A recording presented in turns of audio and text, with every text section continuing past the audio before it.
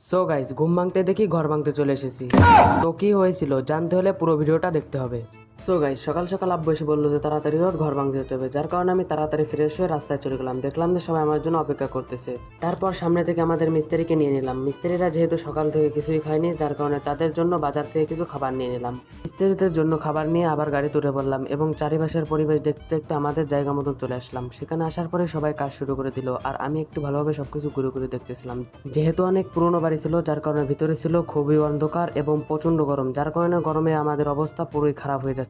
তাই ভাবলাম যে একটু ঠান্ডা পানি খেয়ে নেওয়া যাক। পানি খেতে খেতে দেখলাম যে আমাদের প্রায় অর্ধেক কাজই শেষ হয়ে গেছে। তারপর কাজ করতে করতে আমাদের দুপুরের খাবারের সময় হয়ে গেল। তারপর দুপুরের খাবারটাও খেয়ে নিলাম। দুপুরের খাবার খাওয়ার পর দেখলাম যে একটা চোর চুপি চুপি করে পেয়ারা গাছ থেকে পেয়ারা পেরে খেয়ে নিচ্ছে। তার কাছ থেকে আমি জোর করে একটা পেয়ারা কেড়ে নিয়ে আমিও খেয়ে নিলাম।